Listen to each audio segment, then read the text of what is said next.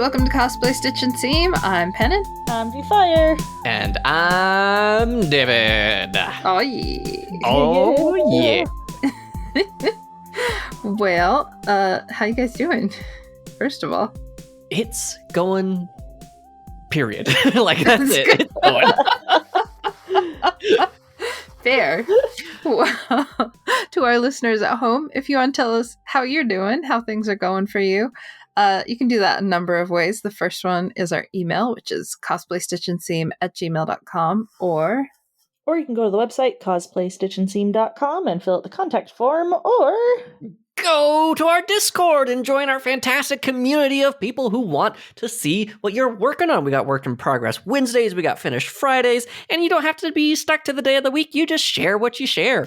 We would love to hear your horror stories. I hate to announce this on the podcast to the two of you so suddenly, but I posted on the animal channel that we have of our replacements, and it's two of my cats in the podcast studio. And I said, there's been a change to the crew. And so we got to talk about... Wait, what? Yeah. So Santi and Moxie are replacing two of us. I don't, it's their call who they want to replace. But we got to talk I gotta about get kitty for a while. snacks stat then. I gotta bribe some cats. Yeah. So yeah, even if you just got some crafting buddies that you want to share, they would be more than happy to share in the love. Because when I said like there's been a change to the crew, hope you don't mind, Oz hopped in and said, I will listen to everything they have to say. So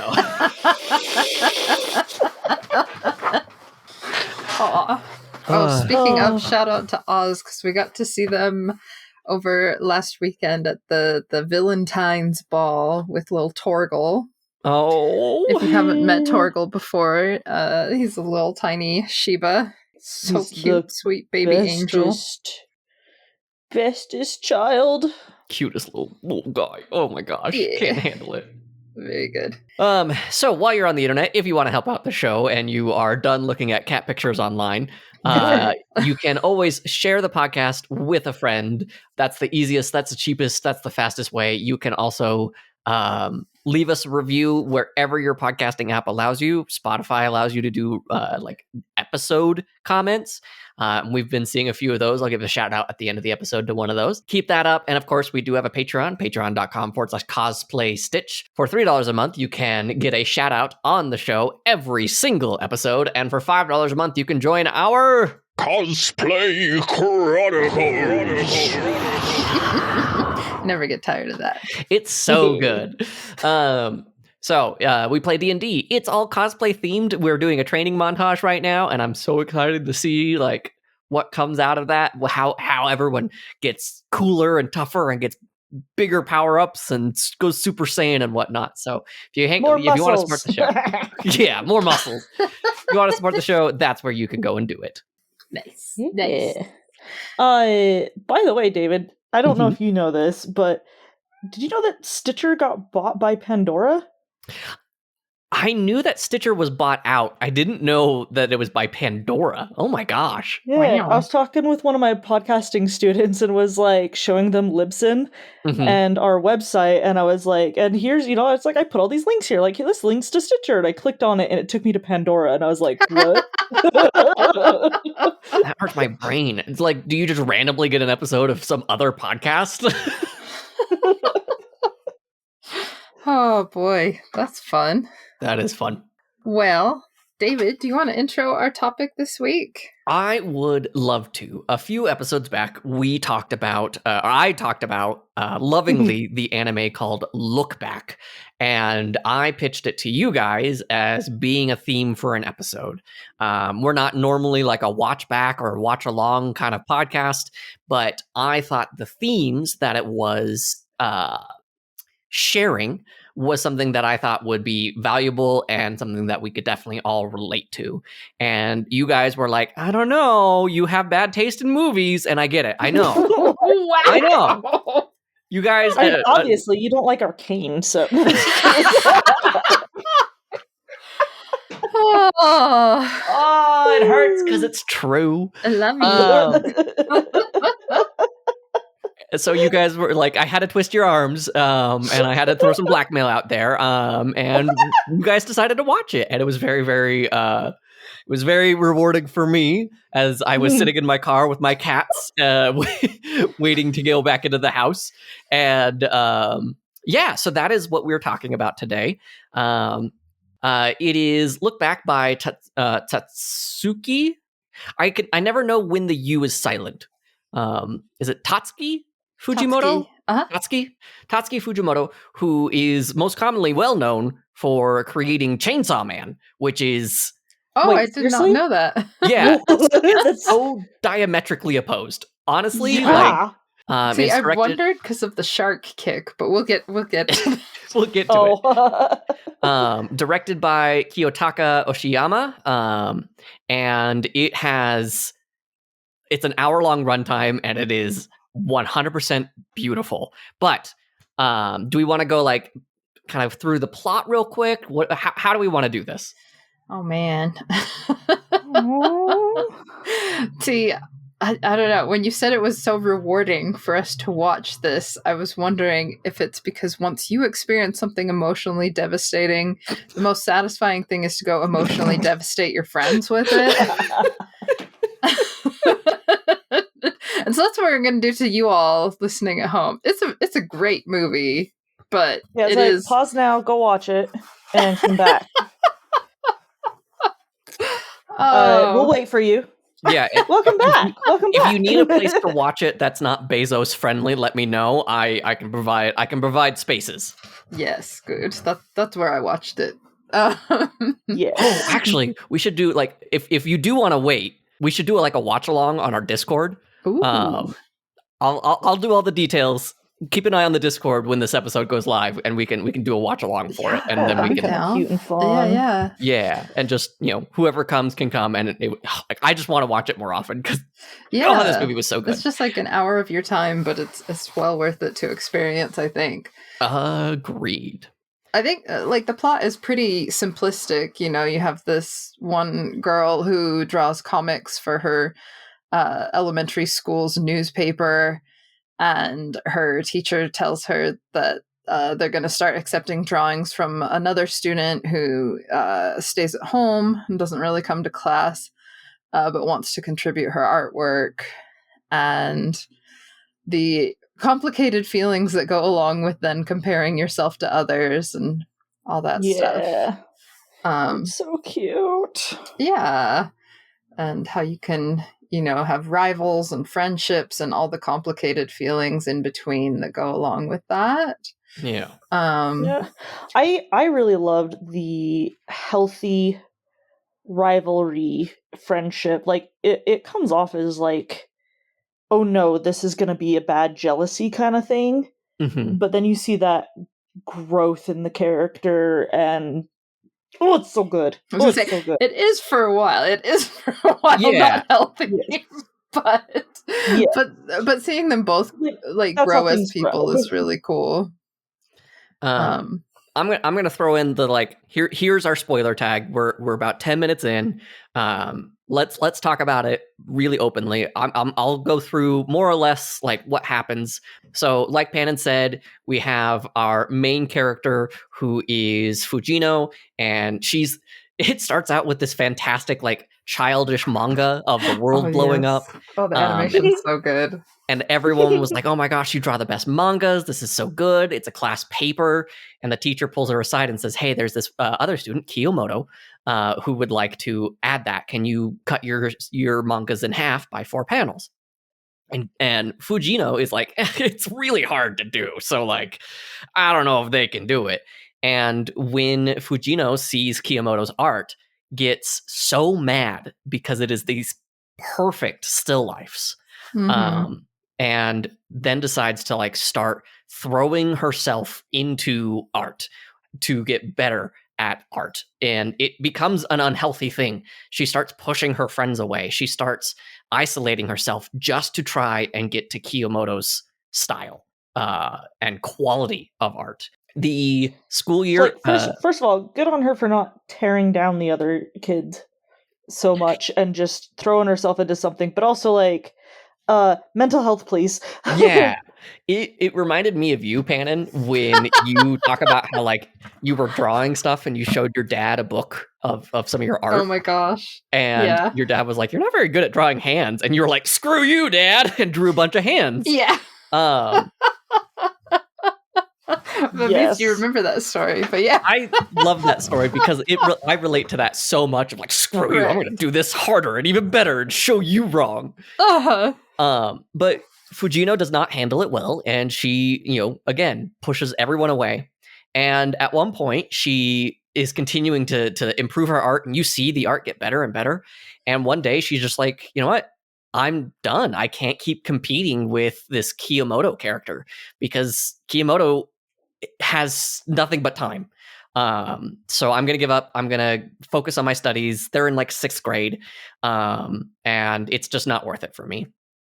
The 6th grade year ends and the teacher goes, "Hey, could you bring the 6th grade diploma to Kiyomoto? Because you're the only one who actually had interactions with her just because you both ran the newspaper together." And reluctantly, Fujino goes, walks into the house, and I love this reveal. She walks into Kiyomoto's house, turns the corner, and there is a hallway of the exact same notebook style filling the hallway, leading to a closed door. It is such that scene. Just like stacks of notebooks. Like yeah, they're like knee high to her, and they go for almost the entire length of the hallway. And she looks around and she's just kind of surprised by it. And she sees one of the blank manga templates. And she draws this, Fujino draws a little thing of the Kiyomoto stay inside competition. And people saying, "Stay inside, no, come out." And then it cuts to inside and Kiyomoto is a skeleton. Great man. That made me laugh so hard. So sad. It's like, what the heck? It's like, dude, kid, what the heck? Oh it's such a kid thing, though, and yeah. But the note accidentally goes under the door and gets read. And you hear this. What? What is this? So Fujino runs outside. Kiyomoto catches up to her and says, "Hey, I can't go outside as much, but when I would get the school paper, I was so inspired. I wanted to be like you because you made such great mangas, and I loved your character arts. Your writing was fantastic. Why did you stop?" And Fujino doesn't say, "Hey, because I thought you were better than me." Fujino's like, "Well, there's a competition that I'm trying to get ready for. It's like in 6 months, so I'm trying to get ready for that." Which I thought, when I watched it, I was like, "Why are you lying? Why are you like?" We don't know this as the audience member of like if that's true or not.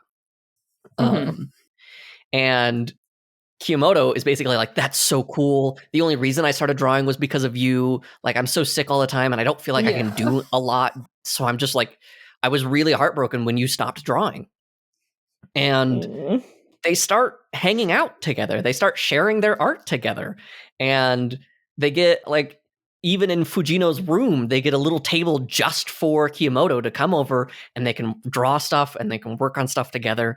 And eventually they do submit a manga to a competition and they win like $500 or so?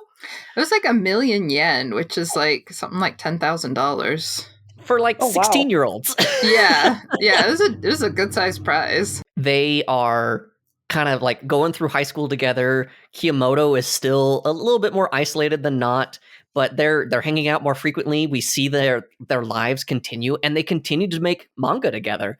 And they start getting to the point where they're winning competitions consistently. And they get to the end of the high school year or their high school career.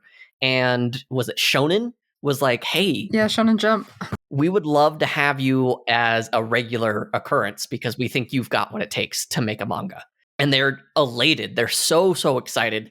Except Kiyomoto kind of goes, "Hey, so like this is good and all, but I want to go to school. And I want to focus my career on getting better at art." And Fujino takes it very, very personally of like, "But we're so good. We don't need school. We can do this really, really well." And it ruptures their friendship because Fujino doesn't understand wanting to continue to get better Fujino kind of wants to coast in this realm of like, we can tell our story, we're really good at this, we make a great team, you're my best friend. And Kiyomoto doesn't understand that this has become Fujino's life, and Fujino can't see outside of that. And Kiyomoto is basically like, I want to see how I could do differently. I want to become as good as you are, seeing that getting as good as Fujino is this chase. And that's what's exciting to Kiyomoto. And unfortunately, during that time, Fujino and Kiyomoto kind of separate ways. They don't communicate as much, and Fujino becomes like one of the best-selling mangaka out there. And you mentioned her character. What was the character, Pannon? Oh, like Shark Kick or something like that. It's like a pro tag who turns into a shark to beat people up. So very clearly, like a little nod to Chainsaw Man. Chainsaw Man, yeah. During that time, Fujino has become very corporate. She's got like the big drawing board. She's constantly like on the phone talking about like, hey, we need this artist to come in and do backgrounds. We need this person to help with that. And it becomes very corporatized for her. Kiyomoto is going to college, and someone who is filled with hate, decides that they want to bring that hate out and goes on a rampage in Kiyomoto's school. And we don't know what happens for a little while, but we do eventually see that Fujino sees the news, sees that it's happening at Kiyomoto's school, and tries to call and doesn't get a response. And eventually, heartbreaking. Eventually hears back from Fujino's mother that Kiyomoto was one of the victims. Yeah. Yep. That hurt so much, you guys. I wept so much when that reveal happened. I know Mercedes texted me like, "Oh, it's so cute," and I'm like watching this, going, "Are you sure about that? Are you sure about that?" The ending is a little fuzzy for me because it was like, I don't know what happened with my screen, but it got really like blurry for the rest of the movie. Wild. I don't know what really happened from there, but it sounded like someone was sobbing like openly the entire remaining 12 minutes. But essentially, Fujino is really racked with this kind of like guilt of like, I should have been there, or I should have stopped her from going. Goes to Kiyomoto's service and finds starts like blaming herself. Yeah, and like puts the manga on hold for a little while and starts going through Kiyomoto's things. And as finds that original comic that inspired, that like drew them together. With that little skeleton. And there's this magical moment where like she pulls out is it a blank one, or should she pick up another one? I think. Yeah, she brings out a blank, and like it falls out from her hand, and she's very just kind of like caught off guard by it. And we get this like really beautiful magical montage of what could have happened. What is different if No, she tears up the old one with the skeleton, and the very first panel that says "Don't come out." That's right. Falls under the door, and then she starts having this like vivid daydream about what could have happened if Kiyomoto had never come out. Mm-hmm. I didn't interpret it as a daydream. I interpreted it as just the other side of the coin. Sure. Because it kind of ends in very much the same space where the outcome was more or less the same, that they were always destined to be. Because as in this daydream or alternate reality multiverse thing, doesn't get that same message. So Kiyomoto kind of goes on her own journey, and she does go to that same art school, and that same it person doesn't stop her from doing what she wanted to do still. Right. Yeah. And that same person filled with hate wanted to spread that hate. But Fujino, who happened to be doing sports at the time, came in, kicked the dude down, broke her leg after landing, and they bonded and they became artists together again. And that's why I think at the end, when Fujino is looking at like some of the little stories, there's a pick in the girl's back, because it's just kind of like this like story of them still connecting, that they were destined to share their art together. Very Red String theory, of like, we were always fated to be with each other in some capacity. And once she kind of has that like thought of like, life could have been so different, Fujino goes back to work after taping up Kiyomoto's little 4x1 panels on her window, and credits roll. It's a beautiful 54 minutes of art. So what do you guys think?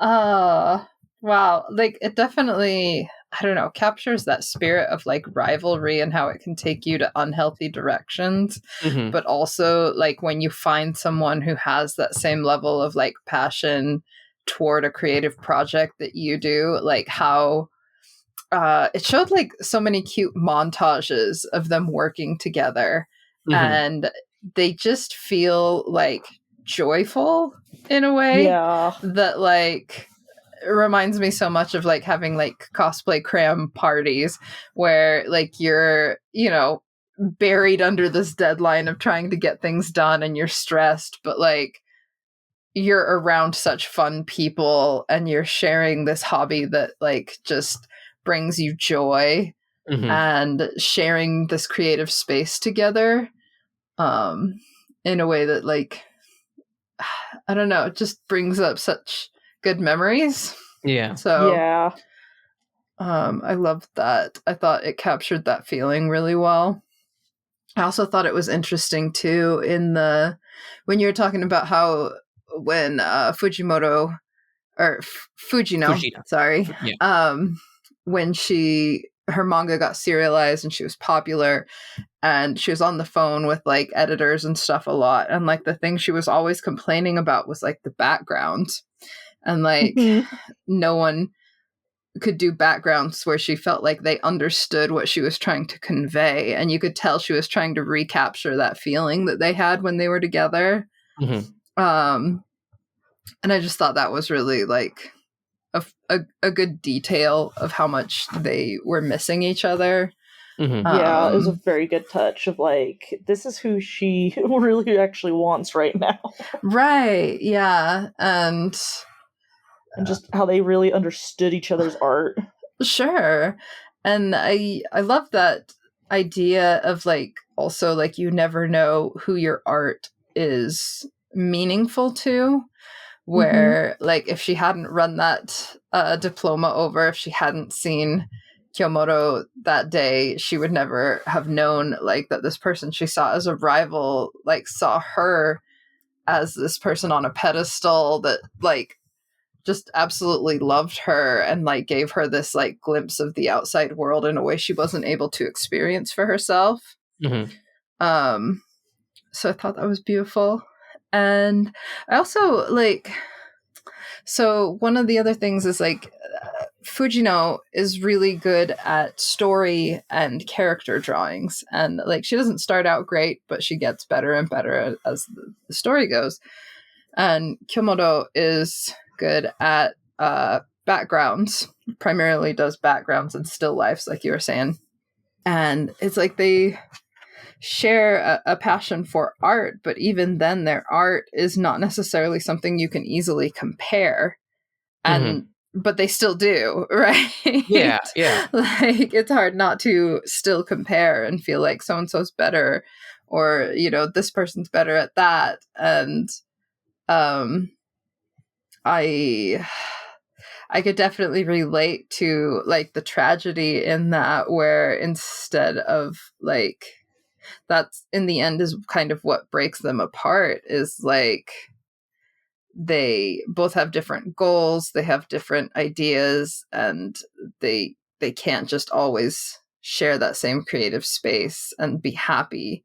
Like one is always going to feel like they're looking back at the other, or looking at someone's back, you know? Mm-hmm. Yeah. And I don't know, I thought it was really good emotionally, like good emotional beats and good, I don't know, I like things that are sad but make me feel things, like, Yeah. you know what I mean? Yeah. Yeah.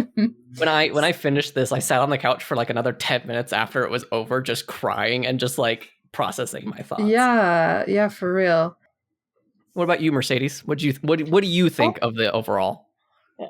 I really like the message of like, you can have, you know, someone that you look up to and use that as a way to help grow, like, and that also that other person's also on their own learning path and may find things in you that they adore. Mm-hmm.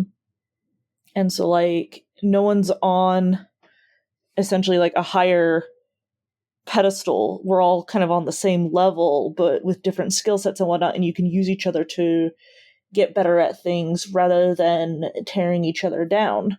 Mm-hmm. Yeah. I really liked just like the the move from an unhealthy, you know, rivalry kind of thing into something that was healthy and good for the both of them. Despite how the ending was, like the path to that was still meaningful in both of their lives. Mm-hmm. One of the things that like Kaylin and I have been playing Astrobot a lot lately. I don't know if you two have played that yet. I don't have PS5. Oh, Dang you should come over and play. It's great. But they have like speed runs after you've beaten the game, and Kaylin and I have been doing speed runs this entire time of like who can do this level faster, and we'll get into competitions and we'll do smack talk, and we'll come home and be like, "Come look at the new score." And it's so much fun. And the thing that is so surprising to me is how quickly I change from like in your face to like, okay, so what I did was,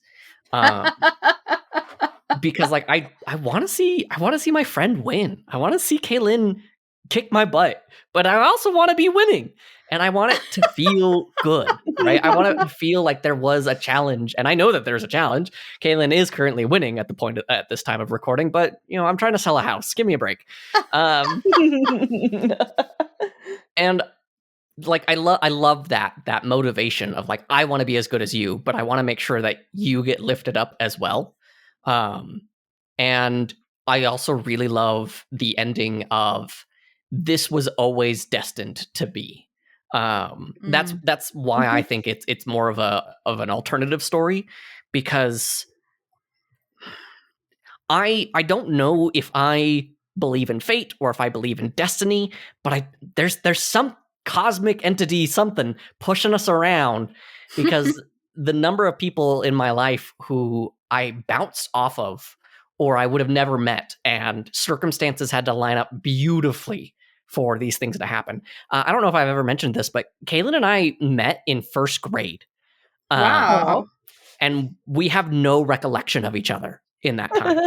Because after first grade, we both went to different schools, and we didn't meet up again until middle school.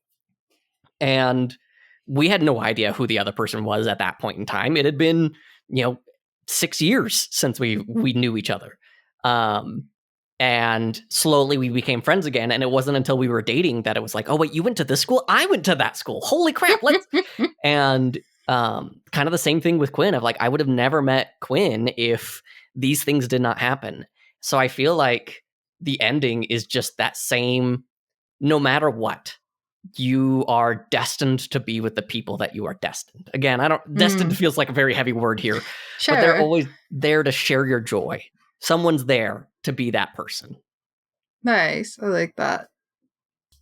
So yeah, that's my story. I love this movie. You guys. It's so good. That was a good one. I think it's like super relatable, and I think also like I think it's cool that like the three of us watched it, and I feel like we got the same story beats, but we got different emotional things out of it. In a way that I would love for our listeners to get to experience too. Yeah. So keep an eye on the Discord server, because I think even if nobody shows up on the Discord and I do like a movie night by myself, I get to watch this movie again. Hey, so, nice. Do it. But yeah, I'm really, really grateful for you guys. You guys inspire me. And I just wanted to share, like, because yeah, when I saw the moments where they were like sharing space and drawing comics together or taking naps or even just like living their lives, it would just like reminded me of cosplay parties or getting together and watching competitions at Vfires or Pannon, getting everyone together for manicures before bonsai. Like there's just so many moments of like building each other up that it looks different ways, but it's always just as beautiful. Yeah. No, I love and that. Like you inspire us too, David. Yeah. Like I don't know, that was like one of the big things that like for me I got out of this was just like how much good friends inspire each other, and that no matter what happens, it's like we found these people probably for a reason, and it's beautiful. Yeah. Nice. So that's my episode. That's what I have to say. Yay. Yay. It's good. Well, do we have any horror stories? Spooky. I'm sure we do. I just got to stop crying for a minute because I'm just so moved. I like you guys so much. You guys just make me happy. Yeah. Yeah, of course we've got some horror stories, and you can submit your own horror stories to our Discord server. We would love to see what you have to say. This one is from MibMabs. They write, "Oh boy, con horror stories. My first con ever. I went to Zenkai Con in Lancaster, Pennsylvania." I probably butchered that. I'm so sorry. It's small compared to Anime Expo, but I considered it a medium con since it has a lot to do with it. And stuff was incredible everywhere, every year I went. I was 14 at the time, mentally ill and unmedicated, and it was the first time I was left alone with freedom and my friends after a period of isolation. We had a great time. All of us cosplayed from different anime, but we had fun living our childhood in a happy way for once. So it was also a healing experience. I'm dressed as Orihime from Bleach in the Arankar dress. And boy, Orihime, thank you. I never watched. No, I did that exact cosplay, so I'm like, oh, I know this one. Oh, okay. And boy, oh boy, it was 4 layers of fabric in May. I didn't make it. I bought it. But given how clumsy I was and the living situation I was in, it would have been impossible to make it myself at the time. Hey, we ain't shaming for purchase cosplays. That's right. Yeah. Cosplay is cosplay, no matter what you're doing. So far, so good until we split up. They wanted to do different panels. One of them was popular with the pictures. So I was basically the handler. Looking back on it, I didn't enjoy it, but I took what I could get back then. And compared to everyone else in my life, and my friends were better, so I overlooked them not being around. I went to different panels myself, had a good time, but there was a guy following me the whole time. Never approached me, but I noticed him always behind me and staring. Oh no. Eventually, he made me anxious. I fled to the friend getting the picture taken and just stood around there since it was a big enough crowd. And soon enough, we got picked up by my friend's parents. Looking back, I should have talked to staff, but stranger danger was heavily shoved down my throat, and it's still insanely difficult for me to ask for help. Mood. I have 2 great and wonderful partners now who never dream of leaving me alone to get picked up by strangers. And if they did, we have a system in place to care for each other's needs. They check in on me and I do for them. We've been going to the cons again, and this is a happy ending with a new beginning. Oh, good. Yeah. That's Aw. good. I like the happy ending. That's always nice. Yeah. Tim even wrote like, hey, having code words in common spaces and whatnot is always a good idea of like, hey, like I need assistance, but I don't feel safe enough to ask for assistance. So yeah, that's good. Yeah. That's good. Well, thanks for sending that in.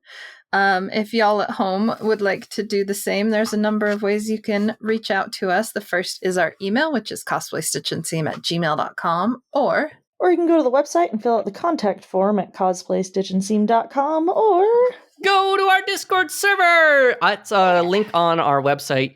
It's a very easy thing to find.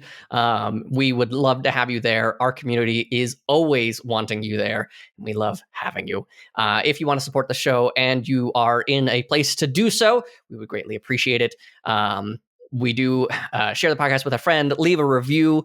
And we have a Patreon, patreon.com/cosplaystitch. Some of the amazing people that we need to thank are Cloven Creature, Rain Mice, Jack S, Cynthia Eve, Star Fetcher, Yggdrasil, Dr. Steggy, Cynics, Jazzy Kofed, Gloria Shu, and Silver Deeds. Very good. Thanks as always to our amazing Macy Roberts for the use of her music as our theme song, and to our excellent editor, David. How are things going with your podcast? They are going so stinking great. Cosplay Stitch and Seam is obviously here and back in production. I hope you're enjoying that one. Comic Trades Monthly, where we talk about your favorite comic book collection. If you enjoy kind of this, but with a specific like month of a comic book, this is definitely more or less what I bring to Comic Trades Monthly. So go check that out. Probably with a lot more swears, so keep that in mind. And of course, The Last Voice Draft 2 is in process of the latest season. So make sure that you binged it, you're ready to go, and you are ready to listen for whatever shenanigans our characters get up to this time. Yay! oh, shenanigans. So what do you call a fish wearing a bow tie? A very professionally looking, a dapper fish? Cute. Close. It's very sophisticated. Ah! Hey! Bye, guys. Bye!